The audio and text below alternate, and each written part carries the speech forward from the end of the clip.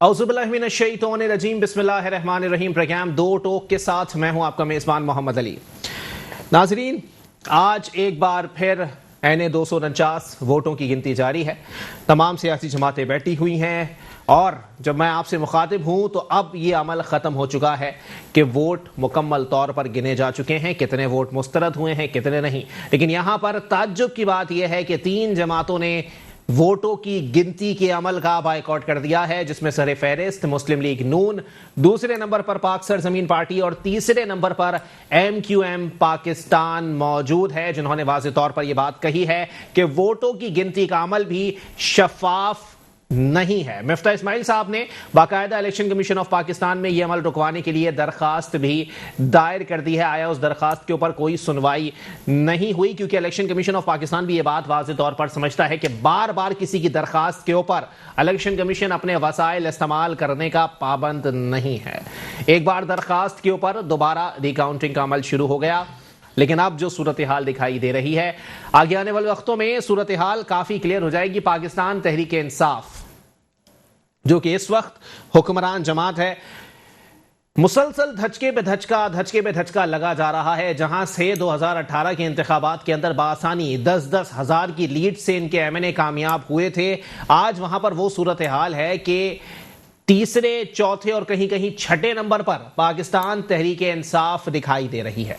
NA 249 की अगर मैं बात करूं तो यहां पर भी सूरत हाल कुछ ऐसे ही दिखाई दी और बाकायदा काशिफ अब्बासी साहब के प्रोग्राम में मोहम्मद जुबैर साहब ने यह बात कही कि पाकिस्तान तहरीक इंसाफ पाक सरजमीन पार्टी से भी नीचे दिखाई दी गई और आगे आने वाले वक्तों में सूरत हाल मजीद अच्छाई की जानिब जाती हुई दिखाई नहीं दे रही है। उसकी वजह क्या है? उसकी वजह यह है कि जाहिर सी बात है, लॉकडाउन लगने जा रहा है। 8 तारीख से लॉकडाउन मुकम्मल तौर पर लगा दिया जाएगा। कोरोना वायरस के हवाले से SOPs की बातें हो रही हैं। मैं काफी थक चुका हूं ये बातें बोल बोल के, मैं ये काफी थक चुका हूं ये सवालात पूछ पूछ के कि खुदारा सिंध हुकूमत हो या वफाकी हुकूमत हो, मुझे बता दे कि 1 साल के अंदर इस तरह की सूरत हाल से निपटने के लिए उनकी तैयारी अब क्या है। क्योंकि 1 साल कबल ही जब मैंने यह सवाल पाकिस्तान पीपल्स पार्टी की सिंध हुकूमत और पाकिस्तान तहरीक इंसाफ की वफाकी हुकूमत से पूछा था, तब उन्होंने यही बात कही थी कि इस तरह की सूरत हाल से निपटने के लिए हमारे पास तजर्बा मौजूद नहीं था। तो जनाबे वाला 1 साल के अरसे के बाद, 365 दिन के बाद दोबारा इस किस्म की सूरत हाल का सामना हमें करना पड़ रहा है। तो इसमें फिर मैं अपना सवाल दोहराता हूं कि पाकिस्तान तहरीक इंसाफ की वफाकी हुकूमत और पाकिस्तान पीपल्स पार्टी की सिंध हुकूमत की इस तमाम तर सूरत हाल के अंदर तैयारी किस हद तक मौजूद है। अगर मैं बात करूं आवाम की, आवाम पहले ही परेशान थे, अब मजीद परेशान हो गए हैं। 10 दिनों के लिए आवाम के मुंह से निवाले छीनने की साजिश की जा रही है। और अगर मैं बात करूं ताजरों की, तो ताजिर कहते हैं जमीन बोस हो गई मईशत पाकिस्तान की, लेकिन इसके बावजूद भी ना इमरान खान साहब ने यह बात मानी और ना ही वजीर खजाना साहब की जानिब से ऐसी कोई रिपोर्ट मंजर आम पर लाई गई जिसमें इस बात का बवांगे दहल ऐलान किया जाए कि वाकई पाकिस्तान की मईशत को पॉलिसी से काफी हद तक नुकसान हुआ है। खान साहब एक बार नहीं मुतअद्दिद बार ये बात कर चुके हैं कि जी पाकिस्तान की मईशत जो है वो दुरुस्त समत में गामजन है। जनाबे वाला, अगर सही मानों में पाकिस्तान की मईशत दुरुस्त समत में गामजन है तो किस शख्स के कहने पर आपने हफीजुद्दीन साहब को, हफीज शेख साहब को उठाकर बाहर फेंक दिया? अगर मईशत सही थी तो इसका मतलब यह है कि जो वजीर खजाना आपने लगा रखा था उसकी पॉलिसीज और उसका तरीक़ाकार भी दुरुस्त था। लेकिन ऐसा सूरत हाल अब पाकिस्तान में नहीं दिखाई दे रही। और अगर किसी पाकिस्तान तहरीक इंसाफ या किसी पाकिस्तान पीपल्स पार्टी के नुमाइंदे से इस पर सवाल कर लिया जाए कि जनाबे वाला इस सूरत हाल के अंदर आपने अवाम के लिए किया क्या है, तो बोलते हैं जी पेंडेमिक है, आलमी वबा है, पूरी दुनिया में मौजूद है। आप लंदन देख लें, आप पेरिस देख लें, आप अमेरिका देख लें। जनाबे वाला खुदा के लिए अगर आप नेगेटिविटी के अंदर उन तमाम तर सूरत हाल का सामना करवाने के लिए उन ममालिक की मिसाल दे सकते हैं तो कुछ पॉजिटिविटी के लिए भी दिखा दे सर।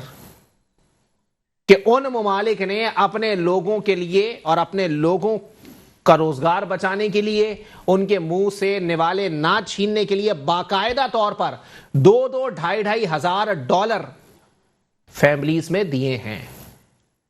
इस तरह की पॉलिसी लेकर आ जाइए। उसके बाद सिंध हुकूमत कुछ बोले, पाकिस्तान तहरीक इंसाफ की वफाकी हुकूमत कुछ बोले, किसी को कोई सरोकार नहीं है। सब सलाम साहब का नारा मारते हुए दिखाई देंगे।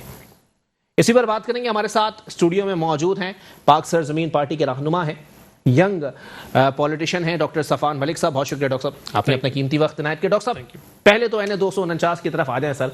वोटों की गिनती और पाक सरजमीन पार्टी का बायकॉट बनता नहीं था, क्या बोलेंगे सर? देखें, बिस्मिल्लाहिर्रहमानिर्रहीम। अली भाई देखें, सारे दिन की जो सूरत हाल मैं आपको अगर बहुत कम टाइम में ब्रीफ करूं जी, वो ये रही कि इनिशियली जब हमने ये तय करा कि हमने इनको रिकाउंटिंग और सारी चीज़ों की बात इन्होंने तय की और इलेक्शन कमीशन ने इस चीज़ पर एग्री भी करा, उसके एग्री करने के बाद सारे दिन में आरओ साहब का ये स्टाइल रहा कि उन्होंने एक बंद कमरा, अंधेरा, जहां पर ना लाइट है ना पंखा है, उस कमरे का इंतखाब किया इस वोटिंग के लिए। जाहिर सी बात है, उनको जो रिकाउंटिंग करनी थी उसमें अगर लाइट होती तो सूरत हाल उनके हाथ से शायद निकल जाती, तो उन्होंने सबसे पहले तो वो इंतखाब किया। फिर उसके बाद जब बैग्स वहां पर आए, वो सारे बैग्स जिसके अंदर वो सारे वोटो जो बैलेट पेपर्स मौजूद थे, उसका bag technically, ethically, morally seal होता है, वो उसकी सील मौजूद नहीं थी। और फिर जब उनसे पूछा गया कि भाई ये सील क्यों नहीं है, तो उस पर उनका जवाब ये था कि शायद कहीं रास्ते में गिर गई होगी सील। तो इस स्टाइल से तो उन्होंने, आप देखें ना, इस तरह उन्होंने शुरू किया। फिर उसके बाद जब यहां तक बात हुई, लोगों ने अपना, जब मुख्तलिफ जमातों ने अपना एहतजाज रिकॉर्ड कराया कि भाई ये क्या तरीकाकार है कि इसकी सील नहीं मौजूद है। अच्छा, उस पर भी लोगों ने कहा कि चलो ठीक है, देखते हैं यहां से क्या चलेगा। उनसे तकाजा किया फॉर्म 46 का। ये फॉर्म 46 वो फॉर्म होता है जिस पर ये चीज मेंशन होती है कि स्पेसिफिक इलेक्शन के लिए कितने बैलेट पेपर्स छपे, कितने इस्तेमाल हुए, कितने बचे। जब उनसे उसका तकाजा किया गया, वो भी प्रोड्यूस नहीं कर सके। अच्छा, यहां तक की सूरत हाल के बाद जब उनसे बोला कि यार आप ये जो आप काउंटिंग कर रहे हैं, जब आप इसमें बैग्स आपके सील नहीं है, फॉर्म 46 आप प्रोवाइड नहीं कर पा रहे, जिस जगह पर आप बैठे वहां लाइट नहीं, तो आप ये किसको धोखा दे रहे हैं, किसके साथ आप ज्यादती कर रहे हैं? तो ऑब्वियसली तमाम पॉलिटिकल पार्टीज ने इसका बायकॉट किया, मां सिवाय पाकिस्तान पीपल्स पार्टी जो डायरेक्टली इसकी बेनिफिशियरी थी और है, वो वहां पर बैठे रहे और उसको एंटरटेन भी उनको किया जाता रहा, वो उसको एंजॉय भी करते रहे। और मेरा ख्याल है कि वो जो भी काउंटिंग है वो उनके हक में ही आएगी, ऑब्वियसली यस। लेकिन डॉक्टर साहब, सही मानों में अगर देखें, बात दरअसल ये है ना, उन जमातों के दरमियान मुकाबला होता है जो पहले या दूसरे नंबर पर आए। चले ठीक है, मिफ्ता इस्माइल साहब इस बात के ऊपर कोई हड़ाउड़ी मचाते, बात समझ में आ रही थी। पाकिस्तान तहरीक इंसाफ इससे पहले यहाँ पर जो है वो MNA अपना रख चुकी है, वो हड़ाउड़ी मचा रही होती तो बात अलग थी। पाक सरजमीन पार्टी ने इतनी बेहतरीन इंतखाबी मुहिम चलाई, किसी सियासी जमात ने नहीं चलाई, फिर भी तीसरा नंबर। देखिए, मैं इसमें आपको बताऊं कि ऑब्वियसली कि ये चीज़ें ऐसी थी जहां पर बहुत ज़्यादा हमारे पास स्टेट मशीनरी नहीं है। हमारे पास एक लिमिटेड वसाइल हैं और लोगों की हिमायत है। वो लोगों की हिमायत इस तरह निकली कि उन तमाम जमातों में ना जो सबसे ज्यादा परसेंटेज वाइज इंक्रीज था वो पाक सरजमीन पार्टी का था। सही। अच्छा, हमारे पास रात 10 बजे तक तो फॉर्म 45 आते रहे और 88 गालिबन 83 84 फॉर्म 45 आने के बाद हमारे पास फॉर्म 45 आना ही बंद हो गए। अच्छा। अब आप ऐसे इलेक्शन, इतने 22 इलेक्शन आप कराएंगे और आप पोलिंग स्टेशन के रिजल्ट आखिर तक नहीं मिलेंगे। मैं खुद वहां पर पोलिंग की जो भी कार्रवाई थी उसको एज अ पॉलिटिकल वर्कर उसको मैं वॉच कर रहा था। 10 पोलिंग स्टेशन में लुक आफ्टर कर रहा था। आप यकीन माने रात के 12, 1, 2 बज गए और वो आखिर तक मेरे पास फॉर्म 45 नहीं आए। तो भाई ये क्या ये इलेक्शन कश्मीर का था, ये कश्मीर का था, या ये कहीं सवात में इलेक्शन हो रहा था जो कराची में उसके रिजल्ट नहीं आए थे? कराची में होने वाला बाई इलेक्शन जिसका टर्नआउट 22% था, क्या ऐसी वजह हो गई कि वहां पर सारे उनको जो है फॉर्म 45 रोकने पड़ गए और वहां पर जो भी इन लोगों के अपने प्लान से स्ट्रेटेजीज थी वो उनको चलाने की नौबत पड़ी? ये घबरा गए थे। आपको मैं अगर इलेक्शन से पहले लेके जाऊं अली भाई जी, तो इस इलेक्शन को डिले कराने के लिए ये इक्तिदार में रहने वाली जमातें, ये वो जमातें थी जिनके 3 दफा वजीर आजम खत लिखा उसको डिले कराने के लिए, and we were the only party की सूरत हाल की वजह से लिखा था ना। अली भाई मैं आपको इसमें एक पॉइंट इसमें ऐड कर दूं कि 20 तारीख की मैं आपको स्टैटिस्टिक्स मैंने एक और प्रोग्राम में कोट की थी, मैं आपको भी कोट कर दूं कि जिस दिन इन्होंने ये दिया ना कोविड की एप्लीकेशन, उस दिन NA 249 में 2 लोग अफेक्ट हुए इस कोविड से। अच्छा। ये मेरी स्टैटिस्टिक्स नहीं, सिंध हुकूमत जो रोज जारी करती है उस हल्के की स्टैटिस्टिक्स जारी की। तो क्या वो 2 लोग इतने सफिशिएंट थे कि जिनके ऊपर हम पूरा इलेक्शन उसको वो करते? इनकी नियतों में इनको पता था कि जब इलेक्शन कैंपेन में गए इन्होंने देखा कि इनकी एक्सेप्टेंस नहीं है। अच्छा। आप यकीन मानिए इनके कैंप्स नहीं थे, इनके पोलिंग कैंप्स वहां नहीं थे, कैंप इंचार्जेस नहीं थी, इनकी कोई प्रैक्टिस नहीं थी, कोई प्लानिंग नहीं थी। हाँ, प्लानिंग थी, वो ये थी कि लास्ट मोमेंट पर पैसा चलाएंगे, लास्ट मोमेंट पर इस इलेक्शन को हाईजैक करेंगे, स्टेट मशीनरी यूज करेंगे और उसको जीतेंगे, और उसमें शायद कुछ हद तक वो कामयाब भी हुए। अच्छा, लेकिन पाक सरजमीन पार्टी का किरदार कितना रहा सर? मुस्तफा कमाल साहब अगर चले ठीक है, हल्के के अंदर इतना काम किया माशाल्लाह सर, आप लोगों ने इंतखाबी इस्लाहात के हवाले से कह रहा हूँ, जरा क्लियर कर दें सर, मुस्तफा कमाल साहब खुद खड़े हो गए और उसके बाद हार के बाहर हो गए, बात समझ नहीं आ रही। देखें, मुस्तफा भाई का खुद खड़े होने का तो देखें बहुत वाज़े है, ये हम डिफरेंट प्लेटफॉर्म्स पे और भी माशाल्लाह काबिल लोग थे, मुस्तफा कमाल साहब खुद क्यों कूद गए इस मामले के अंदर? देखें, ये मुस्तफा भाई इस लीडर ऑफ द पार्टी, ये हमारे लिए एक आजमाइश था, हमारी लेगेसी पीछे जीतने की नहीं है। अच्छा, हमारी लेगेसी, हम इस चीज को दूसरे रुख से तब देखते जब हमारी लेगेसी ऐसी होती कि जीत रहे होते और विनिंग कैंडिडेट ही हमारी तरफ से होता। ये हमारे लिए एक आजमाइश थी, इम्तिहान था। चेयरमैन साहब ने being the most sincere person of the party ये जिम्मेदारी ली और उन्होंने कहा कि भाई इस इम्तिहान में मैं अपने आप को जो है आगे करता हूं, और उस इंतखाब में वो खड़े हुए लोगों में उनको भरपूर पजीराई मिली, एक्सेप्टेंस मिली। हमने अल्हम्दुलिल्लाह एक ह्यूज अमाउंट ऑफ वोट्स भी ग्रैब करे। अगर हमारे साथ ये इलेक्शन पे शब खून मारने का इवेंट नहीं होता तो definitely we would be the winning, Mustafa भाई would be the winning candidate. उन 88 खुद कह रहे हैं लेगेसी नहीं थी जीतने की, तो सर इंतखाबात में हिस्सा ही क्यों ले रहे थे अगर आप लोगों ने जीतना ही नहीं था? देखिए ना, things have to be changed. मैं क्यों हिस्सा लूं जहां मुझे पता है कि मैंने जीतना ही नहीं है? बिल्कुल आपकी बात सही है, लेकिन things have to be changed ना। देयर वाज अ टाइम जब आरिफ अलवी किसी सीट से खड़े होते थे और हार जाते थे। देयर वाज अ टाइम जब इमरान खान साहब खुद खड़े होते हार देते थे। Things have to be changed. अगर वो लेगेसी नहीं है तो हम ऑब्वियसली इस पे तो नहीं चलेंगे ना कि सारी जिंदगी ये लेगेसी आसरे पे तो खड़े नहीं हुए थे ना। Not at all, not at all. चले ठीक है, आसरे पर थे, अल्लाह के आसरे पर। अच्छा चले ठीक है, एक ब्रेक की तरफ मुझे जाना है, ब्रेक के बाद प्रोग्राम को यहीं से कंटिन्यू करेंगे। वेलकम बैक नाज़रीन, प्रोग्राम के सिलसिले को आगे बढ़ाएंगे। ब्रेक पर मुझे ज्वाइन किया है पाकिस्तान पीपल्स पार्टी के अहम रहनुमा हैं डॉक्टर सोहराब खान सरकी साहब ने। बहुत शुक्रिया डॉक्टर साहब, आपने अपना कीमती वक्त इनायत किया। जनाबे वाला बताइएगा सर, इल्जामात काफी हटकर लगाए गए हैं इस बार NA 249 के अंदर। लोग कह रहे हैं आप लोगों ने हाईजैक किया है, कोई कह रहा है पैसा चलाया है, कोई कह रहा है इलेक्शन कमीशन टोटल आपकी तरफ से खेल रहा है। क्या कहेंगे सर? देखिए, बात यह है कि आपने देखा यहाँ पर कोई 70-72 हजार वोट कास्ट हुए हैं, सब पार्टियों ने इसमें हिस्सा लिया है। और अभी इलेक्शन कमीशन आमतौर पर एक दरखास्त नहीं मानी जाती है रिकाउंटिंग की। आप देखें, बहुत सारे लोग जो भी हारते हैं कभी वो नहीं मानती, उसके बावजूद उन्होंने इनकी ये दरखास्त मानी मुस्लिम लीग नून की और रिकाउंटिंग हुई। बहुत रेयर केसेस में मैं आपको बताऊं कि रिकाउंटिंग होती है। अब रिकाउंटिंग हो रही है और रिकाउंटिंग का सिलसिला चल रहा है, तो मेरे ख्याल में इंतजार करना चाहिए और उसमें सारा पता पड़ जाएगा, दूध का दूध पानी का पानी हो जाएगा।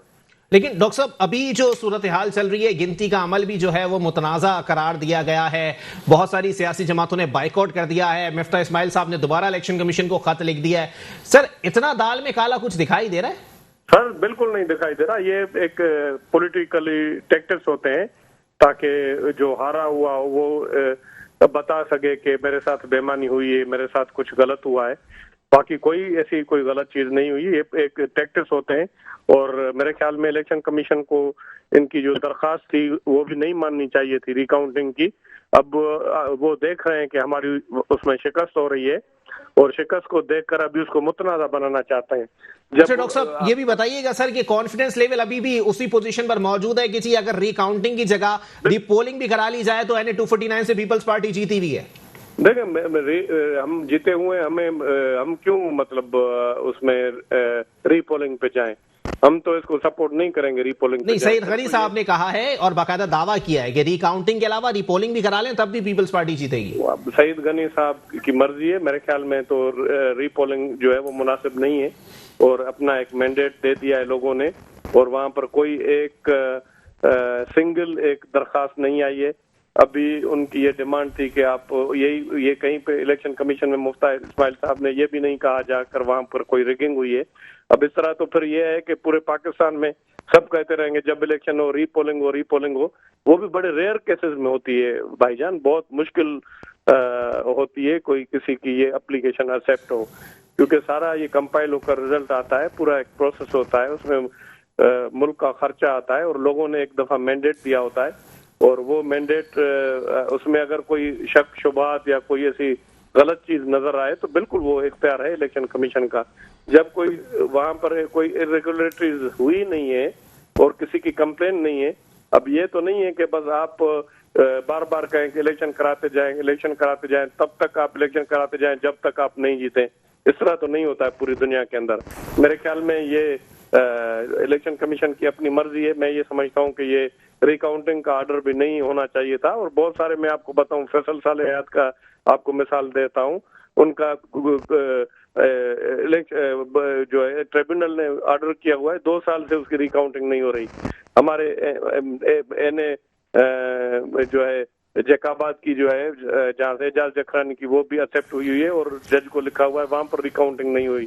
1 दिन में सारी 2 दिन में रिकाउंटिंग हो रही, रिकाउंटिंग शुरू हुई, इसमें भी 7-8 दिन लगेंगे। मैं आपको बताऊं, एक पोलिंग एक वो निकाला जाएगा पोलिंग स्टेशन, उसको काउंट किया जाएगा, इसमें 12-14 दिन लगेंगे और उसके बाद जाकर फिर पता चलेगा कि क्या सूरत हाल है। ये भी बहुत बड़ा लंबा प्रोसेस है जो हो रहा है।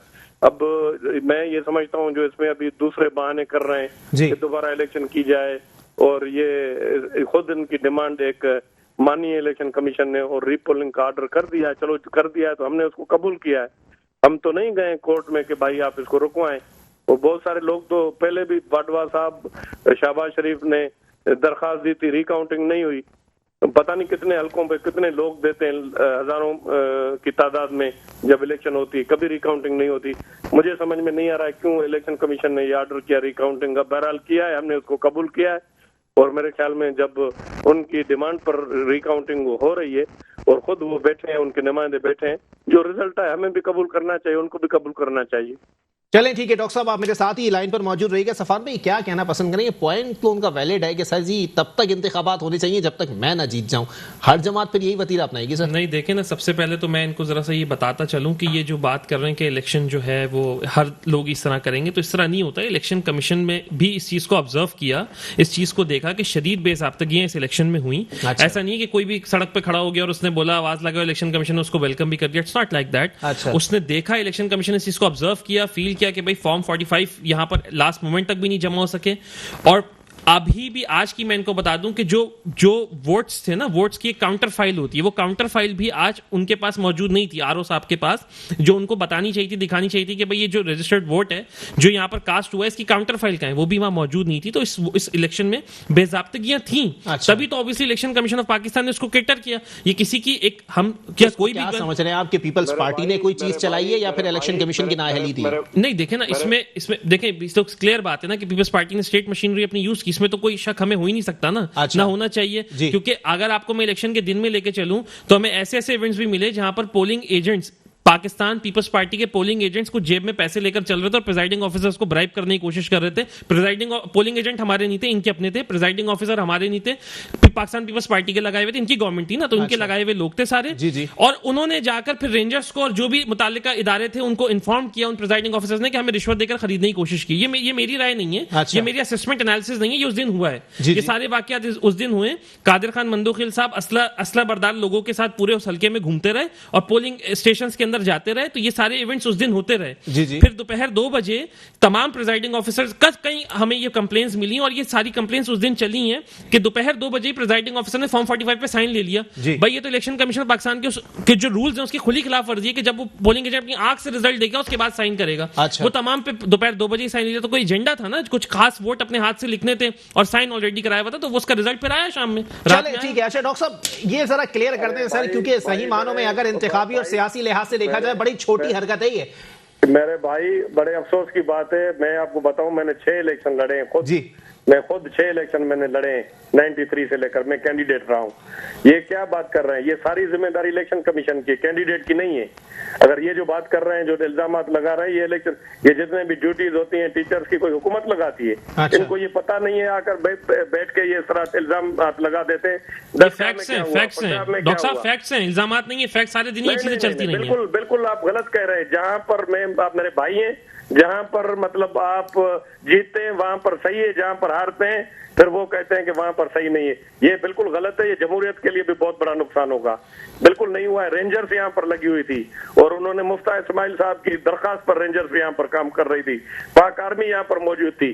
आप ये कह रहे हैं कि वहां पर धांधली हुई। अफसोस की बात है, कराची के अंदर इतने बड़े शहर में पूरा दिन 1 बजे दरखास्त बता दें मुफ्ता इस्माइल ने किसी पोलिंग स्टेशन का। आपने लगता है आप हल्के में मौजूद नहीं थे इलेक्शन के दिन? नहीं, मैं मॉनिटर कर रहा था, मैं खुद टीवी पे देख रहा हूँ सारा। मैं सारी वो सबने कहा कि फ्री एंड फेयर हो रही इलेक्शन हुआ है और सबने बात की है।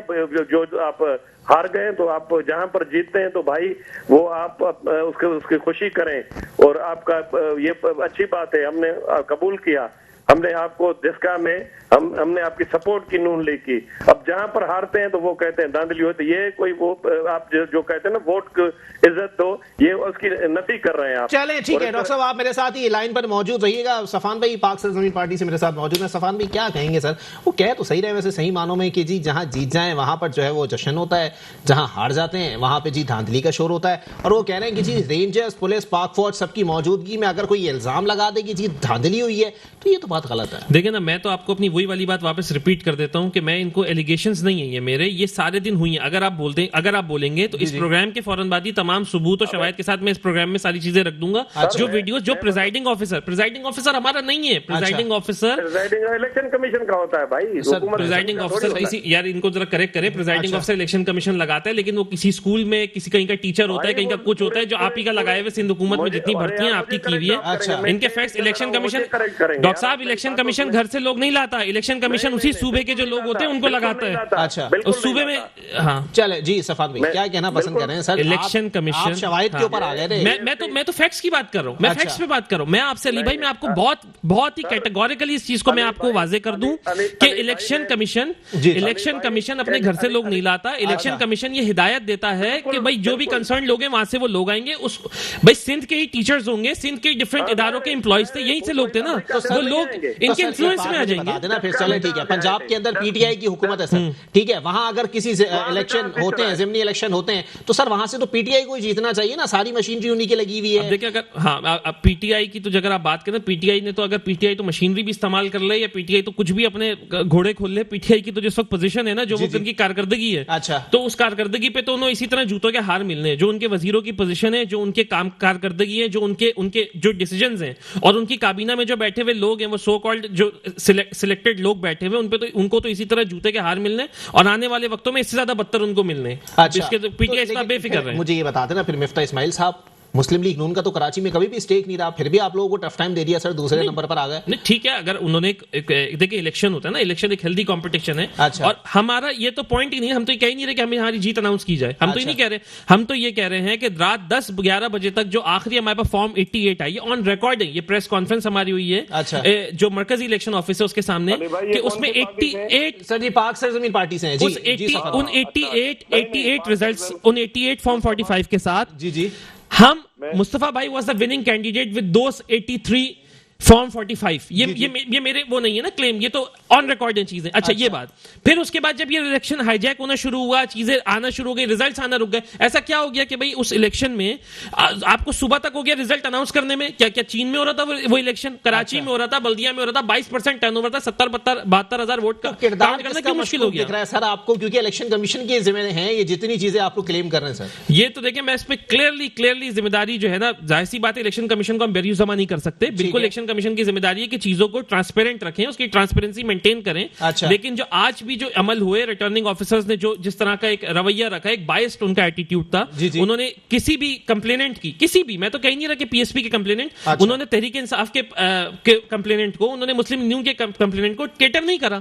उन्होंने यही कहा कि भाई ये इसकी रसीद, वो जो उसका वो सील है खुली हुई है, तो भाई रास्ते में गिर गई होगी। अरे भाई ये कैसा जवाब है देने का कि यार रास्ते में गिर गई होगी? आपके ऊपर ये जिम्मेदारी है कि आप इस चीज को इंश्योर करें कि वो सील जो है वो लोगों की अमानत है। अच्छा। और आपका काम था कि आप उसको सेफली लेकर आते हैं, आप उसको लोगों को बताते हैं, उनको तसल्ली करते। आपने तो कुछ भी नहीं करा। डेफिनेटली इलेक्शन कमीशन की जिम्मेदारी है। चलें ठीक है, जरा डॉक्टर साहब कोई कमेंट करना चाहेंगे सर? इलेक्शन कमीशन की जिम्मेदारी थी, ट्रांसपेरेंट नहीं थी कोई चीज। मुस्तफा कमाल भाई मेरे भी भाई हैं, मेरे साथ रहे हैं, मेंबर रहे असेंबली के, वजीर भी रहे मेरे साथ। मैंने उनका जब रिजल्ट आया तो उनका तो अच्छा था, बस ठीक है, उन्होंने अच्छे वोट लिए, एमक्यूएम से जीते। अब ये कह दें कि चौथे नंबर वाले उनकी कारकर्दगी बेहतर है, पीएसपी की नजर आ रही है पहले से, एमक्यूएम से वो जीते हैं, ये उनकी बहुत बड़ी बात है।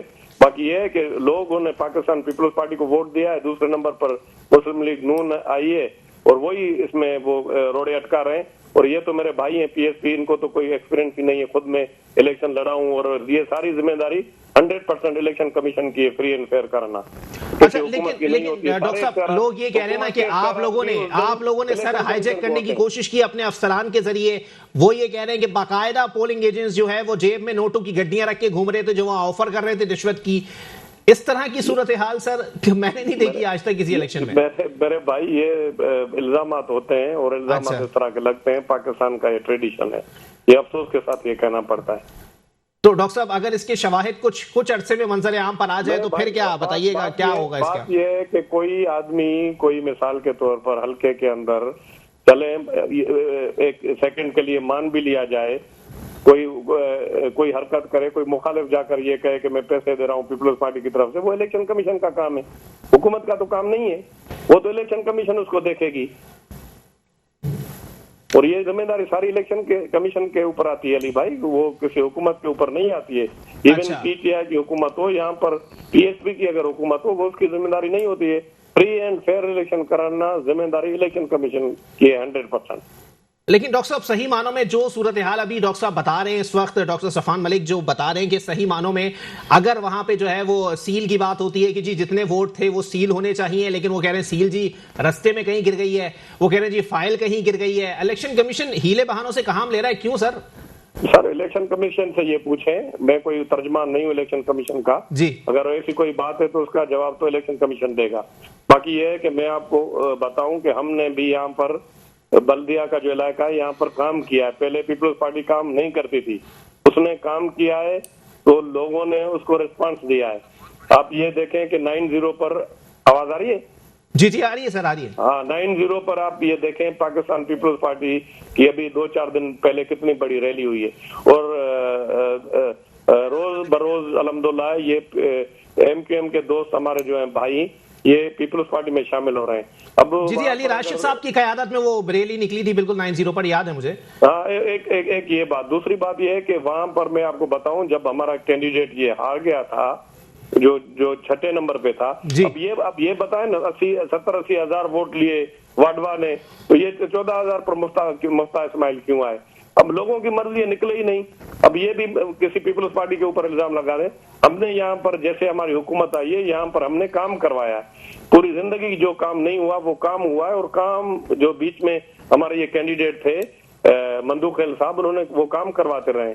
उसके बदले में मैं हमेशा ये कहता हूँ कि पाकिस्तान पीपल्स पार्टी को चाहिए फोकस करे कराची के अंदर और जितने अच्छे लोग हैं एमक्यूएम टूटी है वो भी पाकिस्तान पीपल्स पार्टी में लेकर आए और यहाँ पर उनकी नुमाइंदगी हो तो और ज्यादा अच्छा काम होगा। लेकिन डॉक्टर साहब यहाँ पर कानूनी और जमहूरी लिहाज से जरा मुझे क्लियर कर दीजिएगा, कादिर मंदुखेल साहब तो ना वहां से यूसी चेयरमैन थे, ना वहां से एमपीए थे, ना एमएनए थे, वो किस कॉन्टेक्स्ट में काम करा रहे? मेरे भाई मैं जिंदगी में पहली मर्तबा जब मैं इलेक्शन लड़ा आजाद 1993 में, मेरी 25 साल जब फॉर्म भरा तो 2-3 दिन पहले, मतलब मेरी एज भी नहीं थी, जब 2-3 आखिरी दिन बचे आजाद लड़ा, कभी काउंसलर का इलेक्शन नहीं लड़ा, मैं जीत गया। पाकिस्तान पीपल्स पार्टी के मुकाबले में भी जीत गया, मुस्लिम लीग नून के मुकाबले में भी, जमीयत उलमा इस्लाम वहां पर मजबूत पार्टी थी, जीत गया। लोगों की मर्जी है भाई, किसी को भी वोट दें, मंदूखेल को दें, किसी आरआई को दें, सरकी को दें, किसी सैयद को दें, ये तो मैंडेट लोग देते हैं, जिसको भी वोट दें, किसी भी पार्टी को दें। अब ये तो आप नहीं कह सकते हैं कि वो क्यों वोट दिया उन्होंने। चलें ठीक है, डॉक्टर साहब मेरे साथ लाइन पर ही मौजूद रहिएगा। सफान भाई क्या कहना पसंद करेंगे? सर वो तो ये कह रहे हैं कि जी सबको वोट देना चाहिए और वोट देने का हक है, जिसको चाहे दे दे। नहीं देखिए ये तो बिल्कुल इस बात पर तो मैं इनको सेकंड करता हूं कि लोगों का हक है कि जिसको वोट देना चाहे वो दें, लेकिन तो आप लोग भी तस्लीम करें ना सर। लेकिन मैं इसको तस्लीम करें जी। इदारों का काम है कि वोट देखें, अमानत है लोगों की। अच्छा। और उस अमानत को वो उसमें किसी किस्म की खयानत ना करें, उसको अमानत को दयानतदारी के साथ उसको अपने अंजाम तक पहुंचाएं। जो भी इदारे उसमें इन्वॉल्व है, election commission of Pakistan involve है, वो जिम्मेदारी के साथ वो करें और आइंदा आने वाले वक्तों में कम से कम इस चीज पर स्पेसिफिकली फोकस किया जाए कि चीजें ना हो, इस तरह के इश्यूज ना लोगों को फेस तो सियासी जमात इसको अना का मसला बना लेंगी तो कहां से होगा सर? नहीं अब देखें ना, मसला ये है ना कि सियासी जमात है तो इसमें अना का मसला नहीं, इसमें जो सबसे ज्यादा अना का मसला बनाने वाली जमात है ना वो है पाकिस्तान तहरीक इंसाफ। अच्छा। जो इस वक्त हुकूमत में है। अच्छा। जिसका काम है कि एक माँ का किरदार अदा करे, लेकिन बदकिस्मती के साथ वो माँ का तो नहीं, वो सौतेली माँ का किरदार अदा कर रही है, वो वाली माँ का किरदार अदा कर रही है जो बच्चों पर जुल्म और मजालिम ढा रही है। और उनके वजीर, उनके मुल्क के वजीर आजम जो किसी भी इशू को थॉरली सीरियस लेने की ना चाहत में है, ना पोजीशन में है, ना वो रोज उठते हैं और वो कहते हैं कि भाई मेरी तो बेगम मुझे बताती है कि मैं वजीर आजम है, तो वो धुन से बाहर नहीं आ रहे हैं। तो अगर जो हुकूमत जमात है अगर वो चीजों को सीरियस लेना शुरू करेगी तो फिर ऑपोजिशन और उसके साथ जितने लोग हैं वो उनके पास बाद में बात आएगी सारी ये। अच्छा, लेकिन पाकिस्तान तहरीक इंसाफ वाले आप कह रहे हैं, वज़रा की बात कर रहे हैं, अली ज़ैदी साहब को सबसे ज्यादा तनकीद का निशाना बनाया जा रहा है आपकी जमात की जानिब से। अली ज़ैदी साहब ने जो है वो मुफ्ती इस्माइल साहब के ऊपर जो हर जाने का नोटिस कर दिया है, अब क्या करेंगे अगर अगला नोटिस मुस्तफा कमाल साहब की तरफ आ देखें? अगर ये देखें, अगर ये हमारी तरफ, मैं इसको जरा थोड़ा सा इस पे कमेंट कर दूं कि अगर ये अली ज़ैदी जैसे लोग ना ये अगर हमारे ऊपर नोटिस ये इस तरह की चीज की कोई करे, इनको हक है, ये कर सकते हैं, तो मुस्तफा भाई के चाहने वाले एक शख्स ना इनको अपने अंजाम तक पहुंचाकर आएगा। ये वो लोग हैं। धमकी दे रहे हैं आप? नहीं, मैं धमकी नहीं, मैं आपको बहुत वाज़ेह करूं जी, ये धमकी नहीं है। अच्छा, ये वो पॉइंट है जो मैं आपको बता रहा हूं कि ये आज इनकी पोजीशन, मैं बता रहा हूं वो कौन सा अंजाम, मैं यस धमकी है, मैं धमकी दे रहे हैं आप? यस धमकी, मैं क्लैरिफाई करता हूं कैसी धमकी है। अच्छा, ये वो धमकी है कि आज जब ये 249 में रिजेक्ट हुए हैं जी, तो इसी तरह इनको कराची में रहने वाला हर शख्स रिजेक्ट करेगा। आज जैसे ये हर बाई इलेक्शन ये वो धमकी है, रिजेक्ट करेगा वो। मैं समझा शायद वो पुराने वाली जमात वाले लोग जानते हैं। इल्मी अदबी लोग हैं, आपने किस धमकी को किसी और तरह ले लिया तो दैट्स योर फॉल्ट। हमारी धमकी यही है कि ये रिजेक्ट हो जाएंगे, पार्लियामेंट से आउट होंगे सारे। चले ठीक है, सफान मलिक साहब आप मेरे साथ ही मौजूद रहिएगा, बहुत शुक्रिया। डॉक्टर सोहराब खान सरकी साहब पाकिस्तान पीपल्स पार्टी से मेरे साथ मौजूद थे। एक ब्रेक की तरफ मुझे जाना, ब्रेक के बाद प्रोग्राम को यहीं से कंटिन्यू करेंगे। धमकी नहीं देनी चाहिए, सही मानों में पाया तकमील तक किरदार को पहुंचाया जाएगा। एक ब्रेक के बाद वापस आते। वेलकम एक नाज़रीन, प्रोग्राम के सिलसिले को आगे बढ़ाएंगे। हमारे साथ डॉक्टर सफान मलिक पाक सरजमीन पार्टी से मौजूद हैं। सफान भाई क्या कहना पसंद करेंगे सर? चलें NA-249 से थोड़ा सा हटकर बात करते हैं जरा ना। MQM पाकिस्तान को तीसरी वजारत की पेशकश और उन्होंने मुस्तरद कर दी, जबकि उनकी कमिटमेंट थी पाकिस्तान तहरीक इंसाफ वालों की MQM से। किस नज़र से देख रहे हैं सर इस मामले को? कुछ खराबी पैदा होने वाली है? देखिए, मैं आपको इसमें बता दूं कि MQM जो है ना, ये तो इनका वतीरा रहा है कि इनको आप जरा सा भी कुछ चीज़ आप एक थोड़ी सी कोई चीज़ ऑफर कर दें और उसके बाद ये सब चीज़ों का सौदा कर देंगे। ये पहले दिन तकरीर करेंगे, अच्छा, सिंधी मुहाजिर का नारा लगाएंगे, अगले दिन इनको वजारत ऑफर कर दो, ये बराबर में खड़ो के अजरक एक दूसरे को पहना रहे होंगे। ये तो इनका स्टाइल है MQM का ना, ये कोई नई बात नहीं है, पुराने इसी तरह ये चूरन बेचते रहे जी। अच्छा, अफसोस ये है कि तहरीक इंसाफ जो है आज भी उसका एजेंडा ये है कि वजारतें ऑफर करके अपनी हुकूमत को स्टेबल करे। एज टू ये वो इस पे फोकस करें कि लोगों के जो बेसिक मसाइल हैं, जो अवामी मसाइल हैं, उनके ऊपर बात करें, उनको हल करें। तो आप इस 240 को जो है वो वजारत ऑफर हो रही है, आप नहीं तो इनकी देखें ना, इनकी तो मैं बता दूं, इनकी तो कॉफिन में लास्ट नेल साबित हुआ ये NA-249। पाकिस्तान तहरीक इंसाफ के कॉफिन में लास्ट नेल साबित हुआ ये NA-249। इनकी हवास बाख्तगी का मैं आपको इससे अंदाजा लगाऊं कि सारे बल्दिया में ये बैठकर ये सारे पोस्टर्स लगाते रहे कि मुस्तफा भाई बल्दिया का हिसाब दीजिए, जी, बल्दिया फैक्ट्री का हिसाब दीजिए। अब जरा इनको इन अकल के अंदों से ये पूछें कि यार आप जिस MQM को गोद में लेके बैठे हुए ये अगर तो आप इस बल्दिया का हिसाब मांगना चाह रहे तो आप उस MQM से उसका हिसाब मांगे जो आपकी बगल बच्चा बनी हुई है, जिसको आप गोद में लेके बैठे आज वजारतें ऑफर करें, साथ लेके चले। पहला पॉइंट जी। दूसरी बात, चलो अगर मान भी लेते हैं कि if you are asking this question from Syed Mustafa Kamal, तो जरा आप ये हमें बताएं कि 7 महीने पहले आपका गवर्नर आता है मुस्तफा भाई के पास और वो गवर्नर आकर कहता है, तरदीद कर दी उन्होंने इस काम की। ये हल्फन ये बैठे ना, ये तो फिर मेरे साथ बैठे तो मैं इनको जरा दिमाग इनके सेट करूं। ये मैं आपको बताऊं, ये वो लोग हैं, ये 15 का मैं काउंसलर का इलेक्शन हारे हैं यार, ये इनकी क्रेडिबिलिटी जीरो है। रक्षा चलाने की इनकी वैल्यू नहीं है, इनको F-16 तैयारों पर बिठा दिया। नून लीग के ऊपर काफी बात हो रही है NA-249 के हवाले से। मिर्जा इश्तियाक बेग साहब मेरे साथ मौजूद है मुस्लिम लीग नून से, बहुत शुक्रिया। बेग साहब आपने अपने कीमती वक्त इनायत किया। जनाब वाला बताना पसंद करेंगे सर, लोग आपके किरदार को NA-249 के अंदर काफी मुतनाज़ा करार दे रहे हैं कि आप पाकिस्तान पीपल्स पार्टी के पीछे आप लोग हाथ धो के पड़ गए, मामला कुछ भी नहीं है, पाकिस्तान पीपल्स पार्टी जीती हुई है, क्या कहेंगे सर? देखिए जी, पहली बात तो यह है कि पीपल्स पार्टी तो किसी रेस में थी नहीं। जितने भी सर्वे हुए हैं उसके अंदर आपको पता होगा कि पीपल्स पार्टी किस नंबर पे वहां पे आ रही थी। हमारे साथ जुल्म ये हुआ है जी नून के साथ। पहले बात तो अगर आप हिस्ट्री देखेंगे तो 2 बार यहाँ पे हमारे एजाज शफी जो थे वो यहाँ पे हमारे MNA रह चुके हैं, और लास्ट टाइम फैसल वाडा, खुदा के वास्ते फैसल वाडा नहीं जीते थे यहाँ पे। PTI के जो भी साहब बैठे हुए हैं, अगर ये जगह उन्होंने जीती होती तो आज वो 4थे नंबर के ऊपर यहाँ पे नहीं आते। नहीं, PTI का कोई नुमाइंदा नहीं है सर प्रोग्राम के अंदर, पाक सरजमीन पार्टी का नुमाइंदा बैठा हुआ है इस वक्त। अच्छा, हमारा ये हुआ है कि जी 3 साल तक हम हर फोरम के ऊपर जाके उनको ये करते रहे कि खुदा के वास्ते ये 600 वोट्स जो हैं जिससे आपने फैसल वाडा साहब को जिताया है उसको जरा गिन लीजिए, 3 साल तक हमें कहीं किसी से भी कोई रिलीफ नहीं मिला। आखिर में जब उन्होंने सोचा है कि अब जो इलेक्शन कमीशन आया है वो बहुत इंडिपेंडेंट है, अब उनकी अंधी नहीं चलेगी, तो उन्होंने रिजाइन कर दिया। अच्छा देखिए, खुशी जब होती कि आप जनाब कहते थे कि हमारा एमएनए यहाँ से आया है, तो फिर आप अपना शो करते अपनी स्ट्रेंथ वहां पे, आप किस नंबर पे वहां पे चले गए। दूसरी बात, पीपल्स पार्टी तो रेस में थी नहीं इस 249 के अंदर जी। 249 में जितने भी सर्वे हुए हैं उसमें आप देख लीजिए।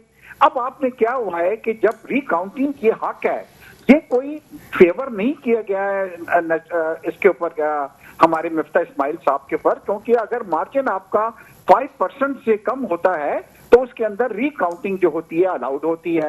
आज जितने भी बैग वहां पे लाए गए उस बैगों को जी वो खुले हुए थे और सील उसके अंदर मौजूद नहीं थी। इसका मतलब है कि किसी ने जनाब आराम से उसके अंदर जो भी कारीगर दिखानी थी उसके अंदर उन्होंने दिखाई होगी। और आजकल जी कारकर्दगी दिखाना बहुत आसान चीज होती है कि मजे की चीज होती है कि अगर 600 वोट से आप हरा रहे हैं तो 1200 वोट वहां पे उनके रिजेक्ट हो जाते हैं। तो हो ये रहा है कि पीपल्स पार्टी को भी थोड़ा ख्याल करना चाहिए कि ये इनकी सीट नहीं है, और अगर कह भी रहे हैं ये कि हम दोबारा इलेक्शन यहाँ पे कराते हैं, तो भी आप देख लीजिएगा कि दूध का दूध और पानी का साफ होके आपके सामने आ जाएगा जी। लेकिन एक बात बताइएगा मिर्जा इश्तियाक बेग साहब, आप फरमा रहे हैं कि जी इलेक्शन कमीशन की जानिब से जो है वो किरदार मुतनाज़ा है। लोग एक बात कह रहे हैं कि जी चलें ठीक है, आप लोगों ने रिकाउंटिंग का मुतालबा किया, इलेक्शन कमीशन ने मान लिया, अब आप लोग कह रहे हैं काउंटिंग रुकवा दो। अब इलेक्शन कमीशन हर दरखास्त तो नहीं मानेगा ना सर? देखिए, ये हम नहीं कह रहे। आज जितनी भी पार्टियां वहां पे मौजूद हुई थी, जब उन्होंने देखे कि जो बैग्स आ रहे हैं उसके बाद देखिए होता ये प्रोसीजर कि जब एक बार काउंटिंग हो जाती है तो वो कस्टडी में आ जाते हैं और उसके ऊपर सील लग जाती है, और बाकी जो फॉर्म्स 45 या 46 होते हैं वो आपको दे दिए जाते हैं। अब जब इलेक्शन कमीशन ने आज वो मंगवाया उसको, तो हम तो सब हैरान हो गए कि उसके अंदर कई बैग्स जो थे वो खुले हुए थे, मतलब उसकी सील जो थी वो टूटी हुई है, और उसका कोई जवाब नहीं दे पा रहा, मतलब इसका कि ऐसा क्यों हुआ, क्यों पॉसिबल हुआ।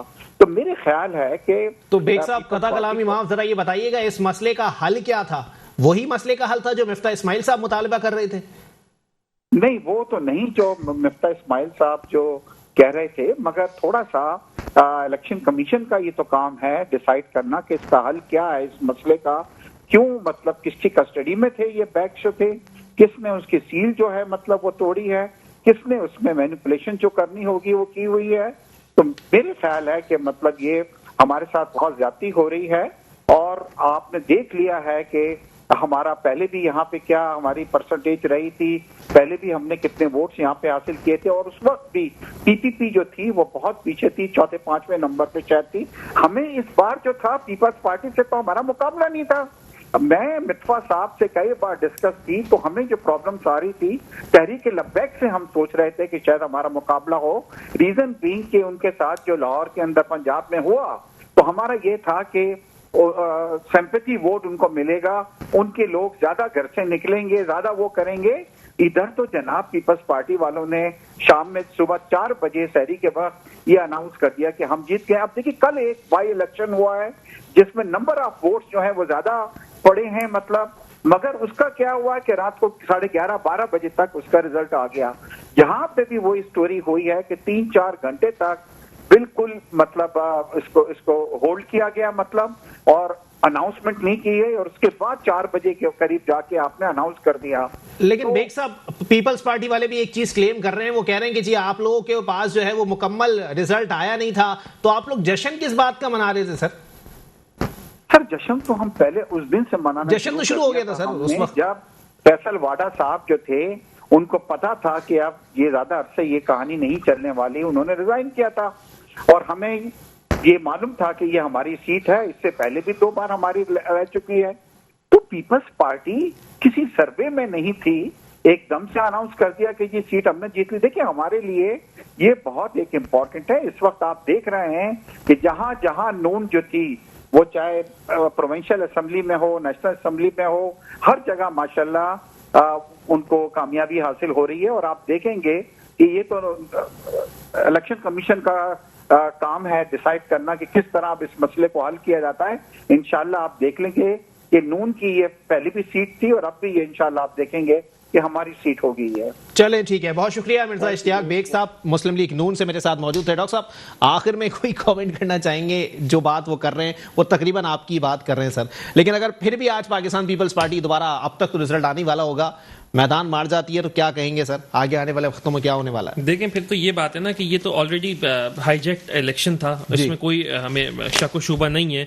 और जिस तरह आज सारा दिन ये कार्रवाई चली, जो उन्होंने भाई ने भी जिक्र किया, we were very same with the facts and points, तो जाहिर सी बात है ये इश्यूज चले। देखें, अब एक चीज ये हो गई ना, अब हमें मसला ये है कि हमें ये तय करना है कि how things would go in future. तो आगे जितनी भी पॉलिटिकल पार्टीज यहाँ पर हैं उन्हें साथ बैठना चाहिए, खुसूसन सबसे पहले इनिशियली हुकूमती जमात को, फिर ऑपोजिशन बेंचेस पे बैठे लोगों को, और तमाम लोगों को जो यहाँ पर सियासी सोचो फिक्र रखते हैं, उनको बैठकर इस चीज को मुस्तकिल बुनियाद पर हल करना चाहिए कि इस तरह के एरर्स माजी में इन फ्यूचर ना हो, माजी में होते रहे, इन फ्यूचर ना हो। वोट लोगों की अमानत है, वो अपने सही मसरफ में पहुंचे, सही जगह पर पहुंचे, लोगों का हक है ये। चलें ठीक है, बहुत शुक्रिया डॉक्टर सफान मलिक साहब, पाक सरजमीन पार्टी से मेरे साथ मौजूद थे। डॉक्टर सोहराब खान सरकी साहब पाकिस्तान पीपल्स पार्टी से, जबकि मिर्जा इश्तियाक बेग साहब मुस्लिम लीग नून से मेरे साथ मौजूद थे। आप तीनों मेहमानान का बहुत बहुत शुक्रिया। आगे आने वाले वक्तों में सूरत हाल मजीद क्लियर हो जाएगी। बिलावल साहब का एक स्टेटमेंट जो है वो वाज़ेह तौर पर मैं पढ़ता चलूं आखिर में कि इमरान खान साहब गलतियों का एतराफ़ करके दोहराते हैं, ये मुल्क है, क्लासरूम नहीं है। जनाब वाला, आपका भी वतीरा कुछ ऐसा ही है कि आप लोग सिंध हुकूमत में जितने भंड करते हैं उनको बार बार बोलते हैं कि जी हमसे गलती हो गई, हमसे शायद कहीं ना कहीं पर कोई कोताही हो सकती है, लेकिन पाकिस्तान पीपल्स पार्टी वालों को भी सिंध में अपना किबला दुरुस्त करना चाहिए। आगे सूरत हाल काफ़ी खतरनाक आ रही है, ताजिर और हुकूमत का तसादुम दिखाई दे रहा है। अगर ऐसी ही सूरत हाल रही तो शायद मुल्क किसी इंतशार की तरफ जा सकता है। इसी के साथ अपने मेजबान मोहम्मद अली को दीजिए इजाजत। अल्लाह हाफिज।